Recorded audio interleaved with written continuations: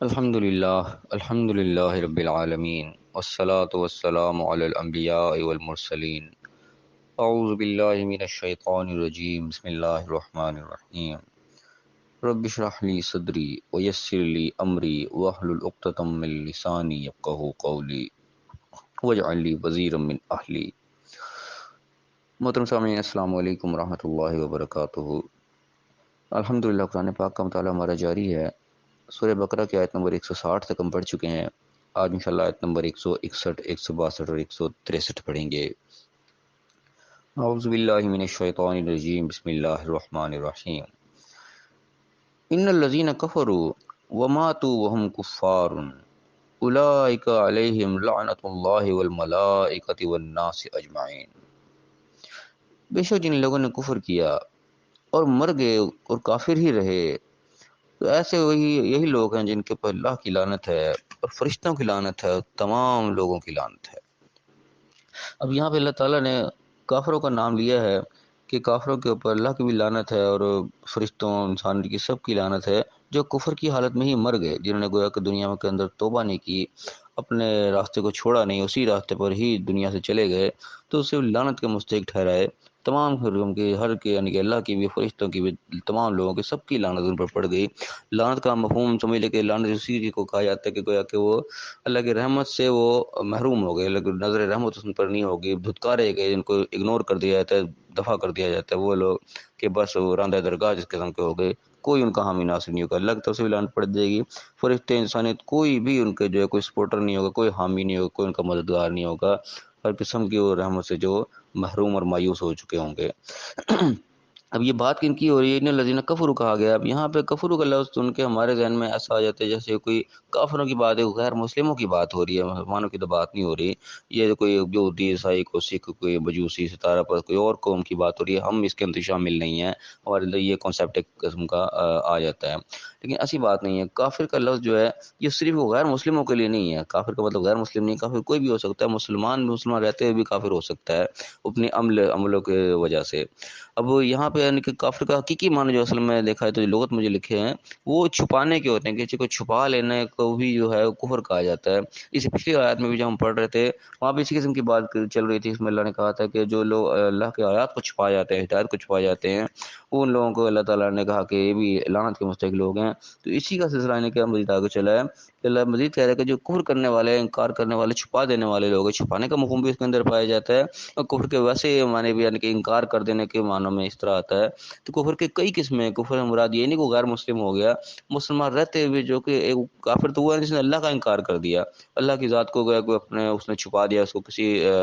گنتی میں نہیں رکھا، وہ اس لحاظ سے کافر ہوتا ہے۔ لیکن جو مسلمان رہتے ہوئے بھی جو کام اس قسم کے کافر والے کر رہے تھے، اللہ کے احکامات کو نہیں مان رہے،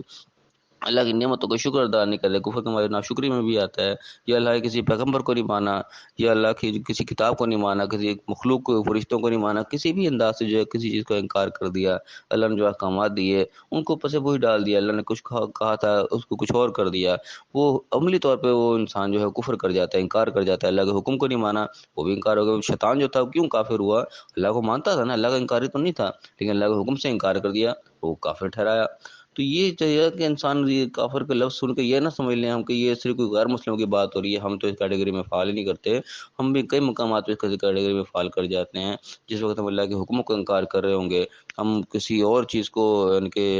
زیادہ اس کی اہمیت دے دیں گے، اللہ کی اہمیت کو ہم پیچھے کر دیں گے، تو اس موقع پر گویا کہ ہم اللہ کے حکم سے انکار کر رہے ہوتے ہیں، اللہ کی اس حیثیت کا ہم انکار کرتے ہیں جو اللہ کی حیثیت ہے، جو اللہ کہتے ہیں وما قدر اللہ حق قدر، اللہ کی قدر نہیں کی جا سکتی، قدر کرنے کا حق تھا، تو اس موقع پر ہم اللہ کو اس کے درجے سے پیچھے ہٹا دیتے ہیں، اس درجے کا ہم اللہ کا انکار کر جاتے ہیں کہ اللہ کی یہاں پر تو درجہ پہلے تھا، اللہ کے حکم کو مانا جانا چاہیے تھا، ہم نے اپنی عقل مندی کو آگے رکھ لیا، اپنی سیاست کو آگے رکھ لیا، اپنے جو ہے مفاد کو اور اپنی پلاننگ کو آگے رکھ لیا، اللہ کو ہم نے پیچھے کر دیا۔ تو اس معاملے میں انسان جو ہے وہ عملاً جو ہے وہ انکاری ہو جاتا ہے، عملی طور پہ وہ کافر شمار ہو جاتا ہے، چاہے وہ شناختی کارڈ میں مسلمان ہی رہتا ہے، معاملات اس کے مسلمانوں والے ہی ہوں گے، لیکن اللہ کے جو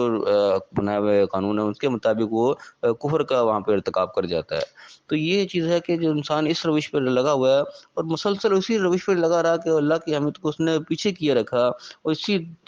حالت میں یعنی کہ دنیا سے چلا گیا، مر گیا، اس نے اپنی اصلاح ہی نہیں کی، تو ایسا شخص بھی جب وہ لعنت کا پھر مستحق ٹھہرایا جائے گا، یہ ہم خالی یہی نہ سمجھیں کہ وہ غیر مسلم کی یہ بات ہو رہی ہے، تو کئی موقعوں پہ جو ہے مسلمان جو ہے وہ کفر کا ارتکاب کر جاتے ہیں، اللہ کے حکموں کے یعنی کہ سری نافرمانی ہو رہی تھی، حرام کھایا جا رہا ہے اور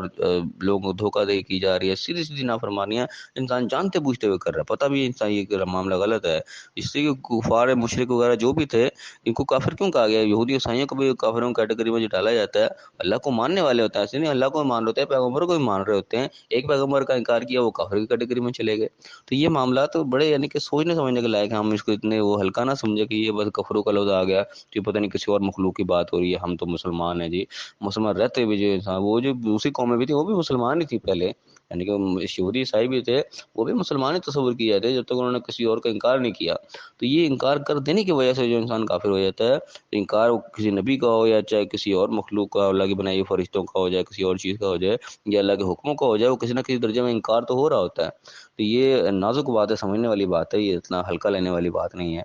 تو اللہ نے کہا کہ جو اسی حالت میں مر گیا پھر اس نے توبہ بھی نہ کی، اپنے آپ کی اصلاح نہ کی، تو وہ لعنت کا مستحق ٹھہرا ہر قسم کی، پھر اور خالدین فیہا، پھر وہ اسی میں رہے گا، اسی لعنت میں رہے گا، اسی محرومی کے اندر رہے گا، وہاں سے نکل نہیں سکتا۔ پھر وہ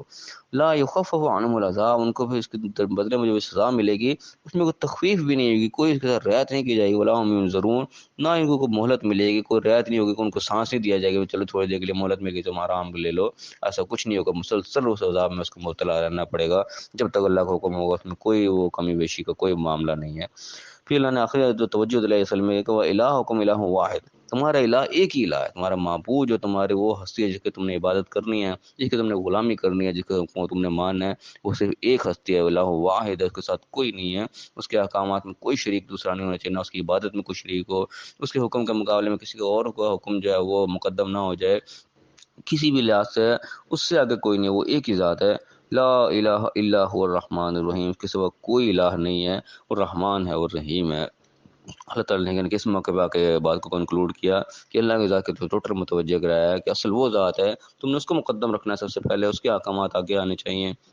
جو اس نے کہہ دیا ہے اس کو ماننا ہے، اس نے کسی کو پیغمبر کہہ دیا پیغمبر ماننا ہے، اس کو جس کو کتاب بتا دیا کتاب ماننی ہے، جس چیز کو مخلوق فرشتے بتا دیا کچھ بھی بتا دیا، جنت دو جو جو کچھ نے بتایا ہوا، اس کے بعد کے احکامات بھی آگے جو جو اس نے کہا ہے، جو اس نے نعمتیں عطا کی ہیں اس کو نعمتوں کا بھی ان کا اقرار کرنا ہے، اس کا انکار نہیں کرنا ہے، جو اس نے راستے بتا دیے جن پہ چلنا ہے اسی کے مطابق چلنا ہے، جس چیز سے روک دیا اس سے رکنا ہے، اپنی مرضی کا مقدم نہیں کرنا، اگر اپنی مرضی کا مقدم کیا تو پھر الہ وہ ہم نے الہ نہ مانا، پھر اپنے آپ کو ہم نے اپنے خواہشات کو مان لیا، اور یہ قرآن کی آیت بھی اس چیز کو دلالت کرتی ہے، اللہ تعالیٰ کہتا ہے تم نے دیکھا اس شخص کو جس نے اپنی خواہشات کو اپنا الہ بنا لیا، یعنی جب انسان خواہشات کی پیروی شروع کر دے گا، جو میرا دل کر رہا ہے میں وہ کرتا چلا جاؤں، تو گویا وہ اپنی خواہشات کو الہ بنا رہا ہے، وہ اس کی مان رہا ہے، وہ اس کے الہ پہ اللہ کو الہ نہیں وہ مان رہا ہے۔ تو الہ کا لفظ بھی ہے یہ اللہ تعالیٰ نے خواہشات کے اوپر منطبق کر دیا، جو خواہشات کا پیروکار ہو گیا خواہشات کی ماننے لگے گویا کہ اس نے کوئی الہ کہہ دیا ہے۔ تو الہ وہ ہستی یعنی کہ جس کی بات کو مانا جائے، جس کو مقدم کیا جائے، وہ الہ ہے۔ اگر ہم اللہ کی بات کو مان رہے ہیں تو ہم کو اللہ کے الہ مان رہے ہیں، اگر اللہ کے سوا کسی اور کی مان رہے ہیں، چاہے وہ اپنی خواہش ہے، چاہے وہ کوئی اور ہے، پیر ہے فقیر ہے کوئی ہے، اگر ہم اس کی ماننے بیٹھ گئے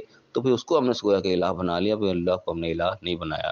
یہ بڑے یعنی کہ باریک بات ہے، سمجھنے لائق بات ہے۔ اللہ تعالیٰ ہمیں صحیح سمجھنے کی صحیح عمل کرنے کی توفیق عطا فرمائے اور دنیا آخرت دونوں جگہ کامیاب فرمائے، آمین۔ وآخر دعوانا ان الحمد للہ رب العالمین۔